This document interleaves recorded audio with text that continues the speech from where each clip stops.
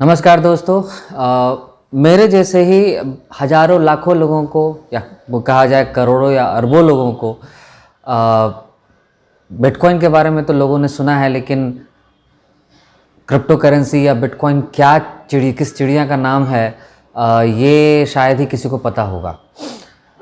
तो आज इस वीडियो में हम लोग ये समझने की कोशिश करेंगे कि क्रिप्टो करेंसी, बहुत ही सरल शब्दों में हिंदी में समझने की कोशिश करेंगे कि क्रिप्टो करेंसी होती क्या है, ये फंक्शन कैसे करती है, इसका वैल्यूएशन कैसे बढ़ता है। ये भी समझने की कोशिश करेंगे कि क्रिप्टो करेंसी आखिरकार क्यों सही है, या हमारे सोसाइटी के लिए क्रिप्टो करेंसी ही एकमात्र उपाय क्यों बचता है। यदि आपने मेरे दूसरे वीडियोस देखे होंगे तो आपको ये समझ में आ गई होगी कि बैंक कैसे धोखाधड़ी कर रहे हैं हमारे साथ, कैसे हमारे ही पैसों को कहीं भी किसी भी रिस्क वाले जगहों पर डालते हैं और कैसे पैसा छाप रहे हैं। मैंने 3 तरीके मनी प्रिंटिंग का जो तरीका है वो मैंने बताया अपने पुराने वीडियोस में।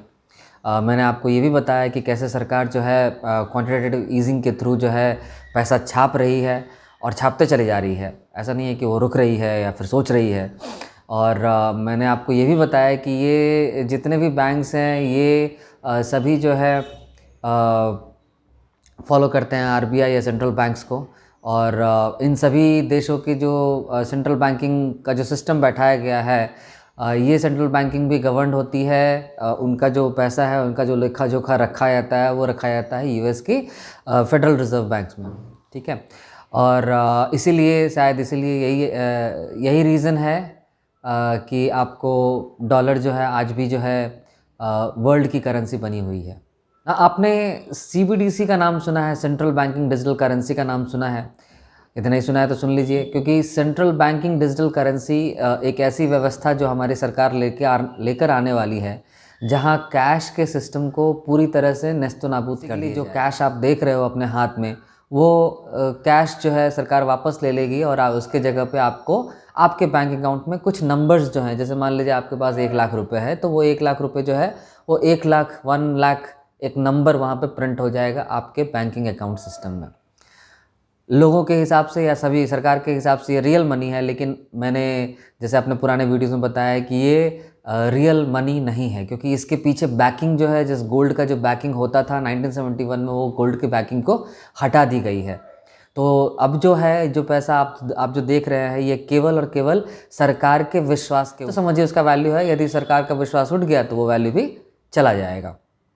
सिमिलरली यदि डॉलर मार्केट जो है, डॉलर जो करेंसी जो है विश्व की, यदि वो डूब जाती है बिकॉज ऑफ एनी रीज़न, जैसे कि विश्व युद्ध के वजह से या फिर गृह युद्ध के वजह से या फिर किसी भी तरह की अकस्मात सिचुएशन के वजह से यदि आपके डॉलर की वैल्यू गिर जाती है, तो चूंकि सभी देश जो है आधा से अधिक पैसा अपना डॉलर में इन्वेस्ट करके रखे हैं, उसका रिज़र्व बना के रखने में रखे हुए हैं, तो वो जो आधी से अधिक संपत्ति जो सभी सेंट्रल बैंक्स की, सभी देशों के सेंट्रल बैंक्स की, वो भी ज़ीरो हो जाएगी। ये भी मैं आपको पहले समझा चुका हूँ अपने पुराने वीडियोस में।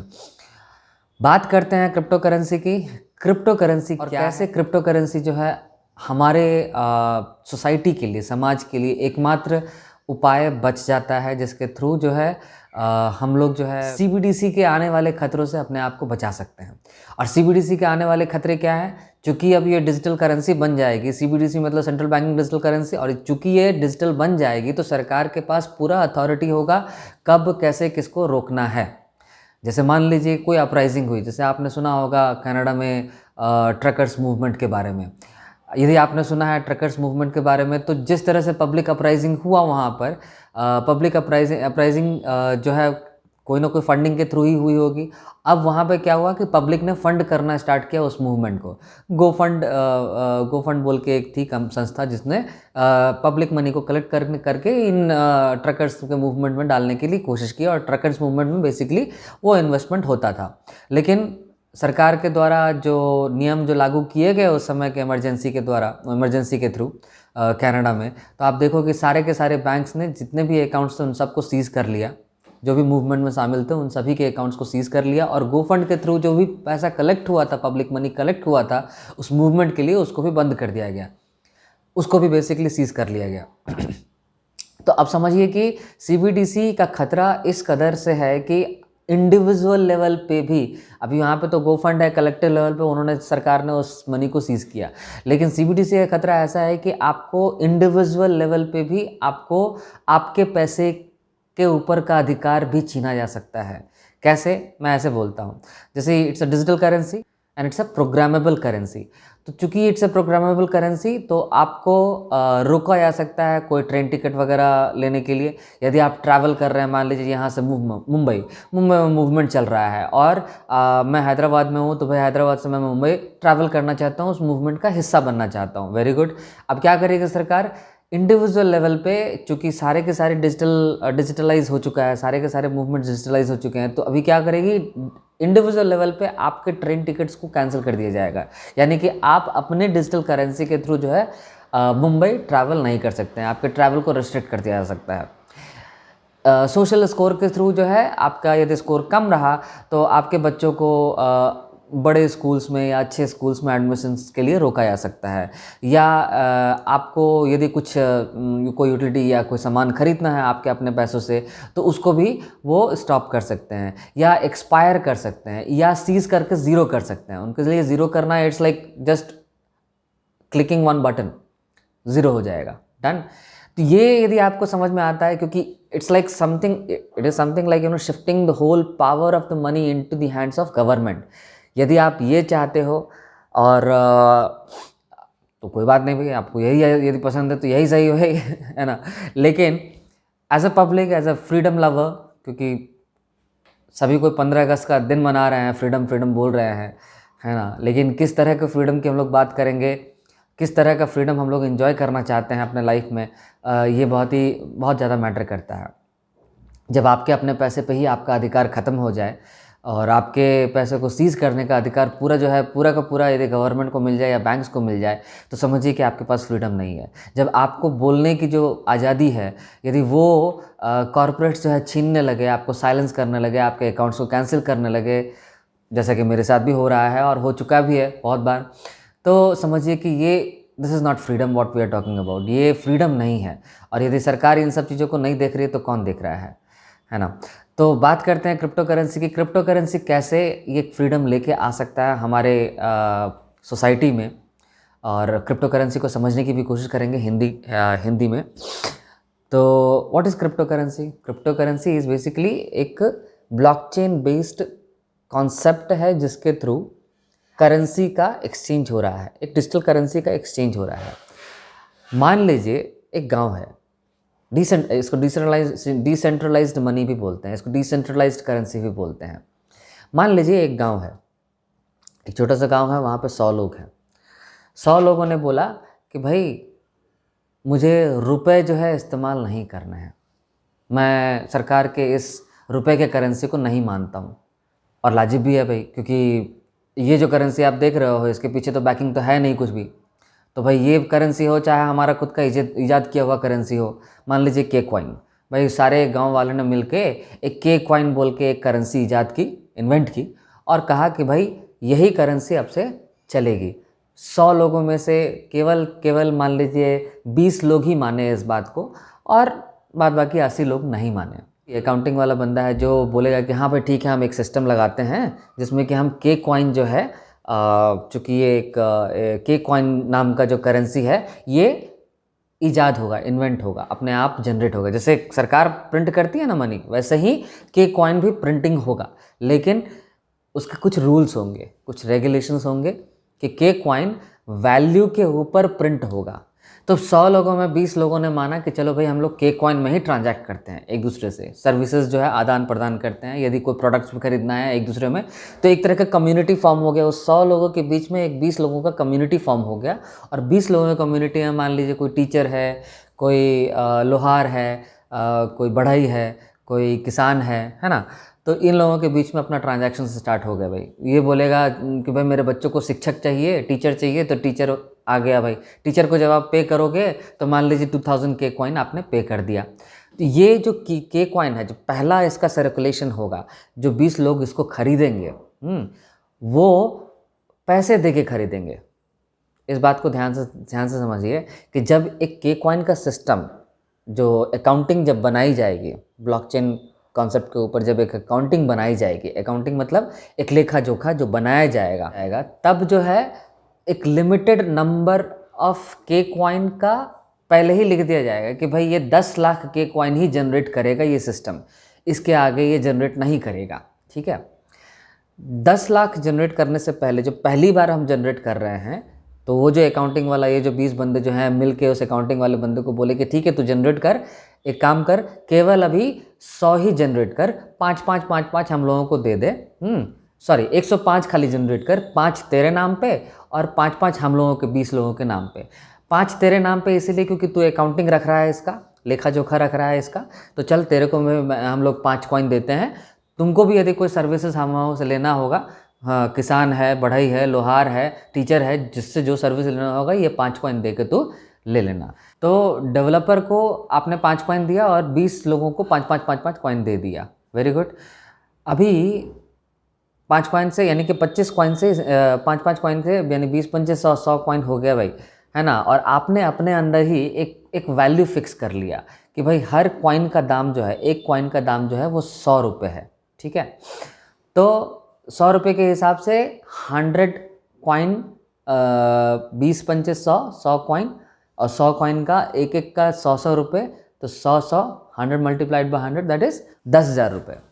10,000 के हिसाब से 10,000 रुपये अब मार्केट में सर्कुलेशन में आ गए हैं, लेकिन खाली उसका फॉर्म बदल गया है। फॉर्म बदल के आपको 5 कॉइन 20 लोगों के पास आ गए। हर कॉइन का दाम 10 रुपये रख के उन्होंने स्टार्ट कर दिया, वो करेंसी स्टार्ट कर दिया। जब भी कोई सर्विस ट्रांजैक्ट करेंगे तो वही कॉइन को वो लोग ट्रांजैक्ट कर लिया करेंगे अपने बीच में।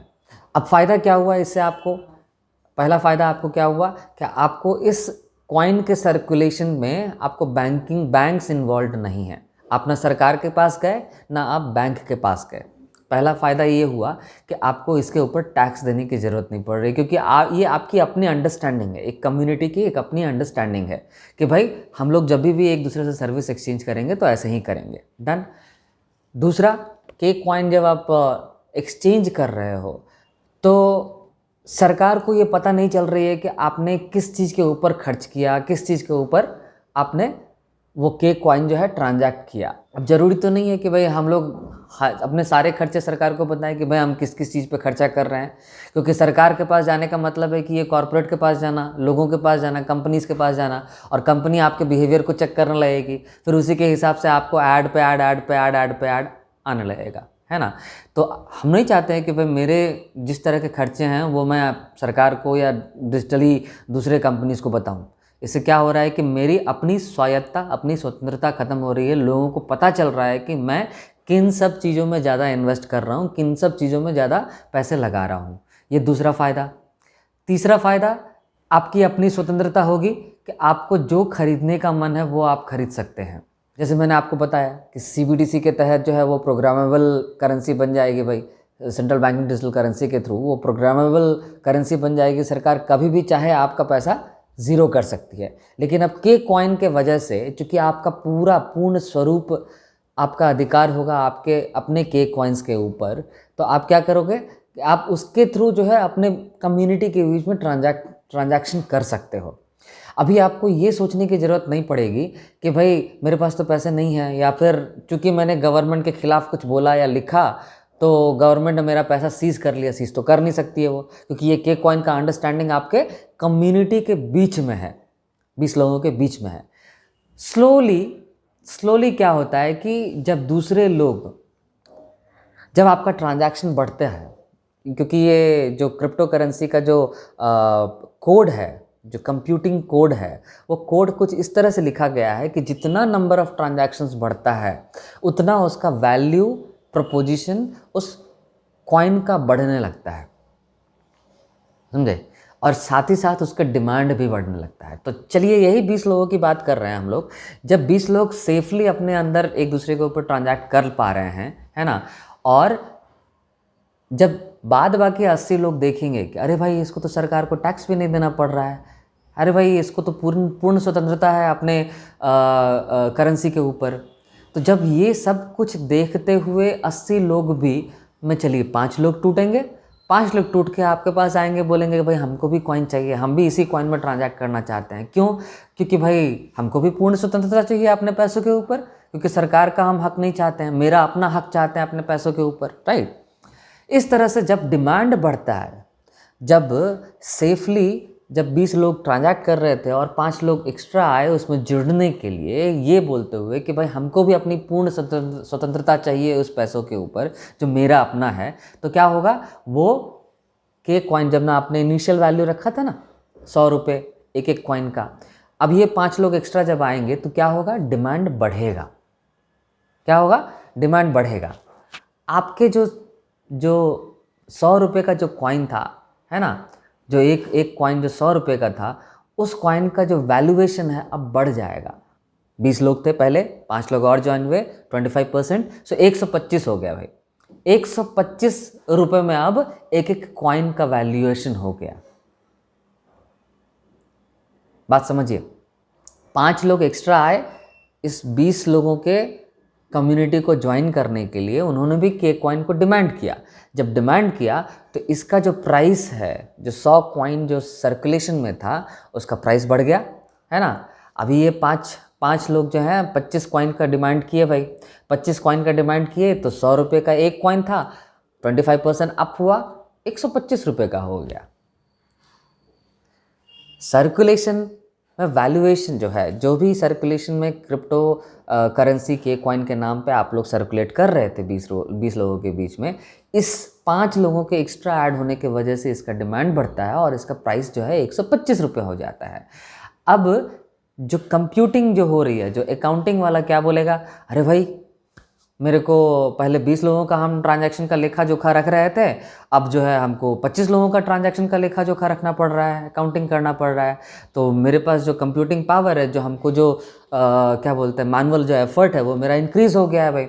तो अब क्या करेगी जी, सिस्टम है, चूँकि आपने 20 लोगों से 25 लोगों के बीच में ट्रांजैक्शन होने लगी, तो सिस्टम ऑटोमेटिकली, चूँकि इसका वैल्यू प्रपोजिशन बढ़ रहा है, सिस्टम ऑटोमेटिकली जो अकाउंटिंग रख रहा है, जो माइनर है, जो उस चीज़ का अकाउंटिंग कर रहा है, अकाउंटिंग रख रहा है, लेखा जोखा रख रहा है, उसको रिवार्ड के तौर पे 1-2 कॉइन और दे देगी।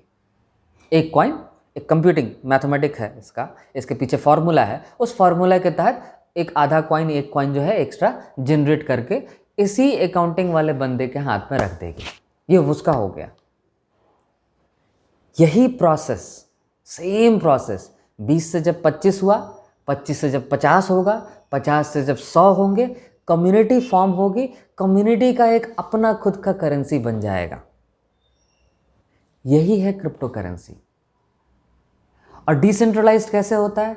क्योंकि जब अकाउंटिंग कोई रख रहा है, हाँ, जब 50 से 100 लोग हो गए और अकाउंटिंग वाला बोलता है कि भाई बहुत ज़्यादा भीड़ बढ़ रहा है, इतना ज़्यादा लेखा जोखा अकाउंटिंग हम रख नहीं पाएंगे, है ना। तो इसमें क्या है कि बेहतरीन बात क्या है क्रिप्टो करेंसी में, कि लेखा जोखा रखने वाला कोई एक बंदा ज़रूरी नहीं है, मल्टीपल लोग हो सकते हैं। जैसे आज के रेट में आपका रुपए का जो लेखा जोखा है, जो अकाउंटिंग है, आपके जो मनी इन सर्कुलेशन का जो अकाउंटिंग है, वो आरबीआई रख रही है, गवर्नमेंट रख रही है, बैंक्स रख रहे हैं, है ना, वो सारे के सारे रेगुलेटेड हैं। यहाँ पे क्या होगा, डीरेगुलेशन हो जाएगा। अब कोई भी चाहे तो उस अकाउंटिंग को रख सकता है। यही 100 लोग में से एक बंदा और आया, बोला कि भाई हम भी अकाउंटिंग रखेंगे, हमको भी कॉइन कमाना है, हम भी अकाउंटिंग रखेंगे। वेरी गुड, आप भी रखो। तो अब जो रिवार्ड है, रिवार्ड का जो कैलकुलेशन है वो बढ़ जाएगा।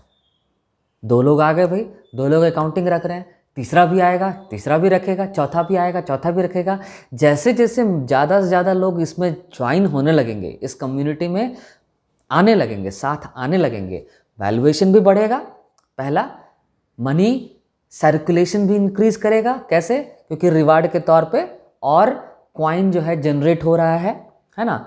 यही कॉइन का जो ट्रांजैक्शन है, अब ये जो नए जो अकाउंटिंग वाले बंदे हैं, जो नए अकाउंटिंग वाले बंदे जो अभी स्टार्ट कर दिए आपका पूरा लेखा जोखा रखना, है ना, उनको जो है एक्स्ट्रा जो कॉइन जनरेट हुआ उनके हाथ में जा रहा है, और वो जो है वो भी सर्कुलेशन में लेके आ सकते हैं।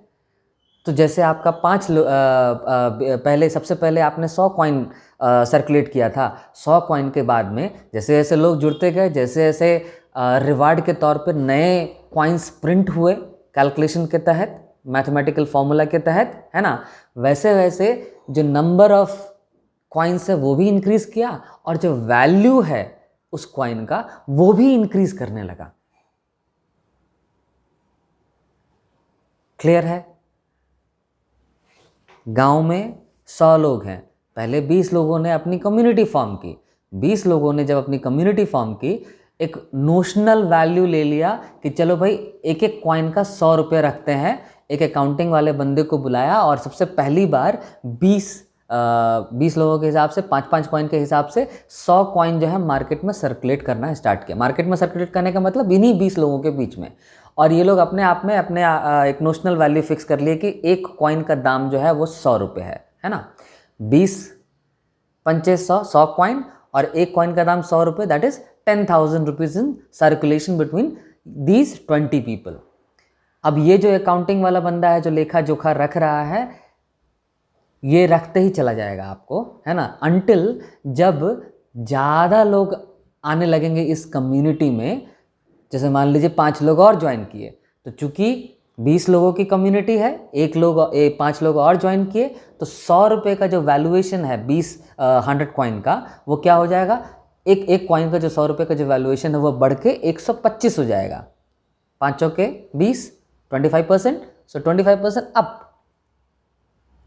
अब यदि 20 से 25 हुआ और अकाउंटिंग के लिए जितना एंट्रीज हो रहा है, हर ट्रांजैक्शन का जितना एंट्रीज हो रहा है, यदि वो बढ़ गया, नंबर ऑफ ट्रांजैक्शन बढ़ गए, तो क्या होगा, ये जो क्रिप्टो करेंसी का जो फॉर्मूला लगा हुआ है अकाउंटिंग का, ये फॉर्मूला क्या करेगा, ऑटोमेटिकली, चूंकि भाई इसका मैनुअल वर्क भी बढ़ गया अकाउंटिंग वाले बंदे का, तो ऑटोमेटिकली इस अकाउंटिंग वाले बंदे को एक कॉइन जनरेट करके रिवार्ड के तौर पे दे देगा। इसी को माइनिंग बोलते हैं लोग, इसी को ये लोग माइनिंग बोलते हैं। और इसी तरह से जो के कॉइन या कोई भी कॉइन आप पकड़ लो जो आपके दिमाग में होता है ना, कोई भी कॉइन जो है उसका वैल्यूएशन बढ़ते जाता है। अब सोचिए कि इसके कितने फायदे हैं। Do you really need to be dependent on rupee currency? आप यदि गांव में रहते हैं तो गांव से स्टार्ट किया जा सकता है भाई। 100 लोगों को इकट्ठा करके 100 लोगों के बीच में एक कम्युनिटी फॉर्म करके स्टार्ट की जा सकती है कोई भी currency. You don't need government, you don't need banks, क्योंकि सारे के सारे बैंक्स आपको बेवकूफ़ बनाने में लगे हुए हैं। सारे के सारे बैंक आपको बेवकूफ़ बनाने में लगे हुए हैं। अपने दिमाग से, अपने मन से जो मन आता है वो प्रिंट कर रहे हैं। जैसे मैंने अपने पुराने वीडियो में बताया, सरकार जो है 2022 में 1,20,000 करोड़ रुपए छाप चुकी है GSAP, GSAP, government security acquisition programme के तहत। तो मुझे जो दिख रहा है, जो मुझे समझ में आ रहा है कि ये जो क्रिप्टो करेंसी है, this is our way out, this is our way out. जरूरत नहीं है बिटकॉइन में खर्च करने की, जरूरत नहीं है एथेरियम में खर्च करने की। आप अपनी कम्युनिटी फॉर्म कीजिए, आप अपना कॉइन चलाइए। जरूरत नहीं है वो बहुत सारे क्रिप्टो वाले मार्केट में बैठे हुए हैं, छोड़ दीजिए उनको। एक डेवलपर को बुलाइए, 100 लोग जमा होइए, इस कॉन्सेप्ट को समझिए, 100 लोग जो है अपने बीच में ट्रांजैक्शन स्टार्ट कर दीजिए। यदि टैक्स ही सरकार को लेना है तो कोई बात नहीं, टैक्स लेगी, 1% 2% टैक्स लेगी, नो इश्यूज। चलिए भाई, अभी सरकार ने इंडियन गवर्नमेंट ने बोल दिया है कि भाई सर 1% हम टैक्स लेंगे, ठीक है, लेने दीजिए, कोई दिक्कत नहीं है। लेकिन कम से कम ये जो मनी प्रिंटिंग का जो गेम जो चल रहा है, जिसके वजह से जो आपके हाथ में जो डिपॉजिटेड मनी है, जो आपके हाथ का जो पैसा है, उसका जो परचेसिंग पावर जो घटते चला जा रहा है, वो तो नहीं होगा। कम से कम उससे तो आप बचोगे। ये जो इन्फ्लेटेड प्राइस देख रहे हो हर चीज़ का, चाहे आप सब्जी खरीदने जाओ या चाहे चावल खरीदने जाओ, चाहे दाल खरीदने जाओ, चाहे कुछ भी खरीदने जाओ, ये इन्फ्लेशन आ कहाँ से रहा है? बिकॉज अमेरिकी सरकार ट्रिलियंस ऑफ डॉलर छाप रही है। उसके वजह से जो RBI के पास जो 42 लाख करोड़ का जो रुपए का जो वैल्यू है, जो परचेजिंग पावर है, वो घट रहा है। हमारी सरकार खुद अपना पैसा छाप रही है। हमारा RBI खुद अपना पैसा छाप रहा है GSAP के थ्रू, और अगेन उसका जो वैल्यूएशन है, जो आपके हाथ में जो रखा हुआ पैसा है 100 रुपये, उसका भी वैल्यू घटते चला जा रहा है। तो भाई क्या ज़रूरत है हमको उस रुपये के ऊपर डिपेंडेंट होने की? यदि आपको क्रिप्टो करेंसी का जो ये कोई कॉन्सेप्ट है, यदि आपको समझ में आया है वेल एंड फाइन, क्योंकि यही क्रिप्टो करेंसी का जो कॉन्सेप्ट है, कम्युनिटी एंड डिसेंट्रलाइजेशन। कोई भी चाहे तो इसका अकाउंटिंग रख सकता है, और जिसने भी अकाउंटिंग रखने की कोशिश की, जो भी अपना लेखा जोखा रखना चाहता है इन ट्रांजैक्शन का, उसको रिवार्ड के तौर पे इसका क्रिप्टो करेंसी का जो कोड है वो ओपन सोर्स है। ओपन सोर्स कहने का मतलब कोई भी वो कोड देख सकता है, उसके अंदर क्या हो रहा है वो देख सकता है, और खुद से एक करेंसी जनरेट कर सकता है, खुद से एक करेंसी बना सकता है, ठीक है। और उसका लेखा जोखा भी रख सकता है, वो सब कुछ उसी में है। खाली आपको क्या ज़रूरत है, भाई एक ब्लॉकचेन डेवलपर की ज़रूरत है, दैट्स इट। 100 लोग मिलके एक 1000 रुपये भी लगा दिए तो आपका अपना खुद का करेंसी बन जाएगा भाई। ज़रूरत नहीं है उतना टैक्स देने की, और ज़रूरत नहीं है कि आपके हाथ में जो रखा हुआ पैसा है उसका वैल्यू गिराने की, क्योंकि आज के रेट में जो आपके हाथ में पैसा है उसका वैल्यू लगातार गिरते चला जा रहा है। खैर, इसी के साथ मैं यह वीडियो ख़त्म करता हूँ। ये वीडियो मैंने क्रिप्टो करेंसी के कॉन्सेप्ट को समझाने के लिए, बेहतरीन तरीके से या एक और एकदम सिंपल तरीके से बताने के लिए, समझाने के लिए मैंने ये वीडियो बनाई थी। फिर मिलते हैं अपने अगली वीडियो में, और जानेंगे कि बैंक और क्या साठ गांठ है बैंक्स का, और इन सारे सेंट्रल बैंक्स को भी जो गवर्न करता है वो कौन बॉडी है, और भी बहुत सारी बातें होंगी। तब तक के लिए नमस्कार, फिर मिलते हैं। धन्यवाद। जय हिंद, जय भारत।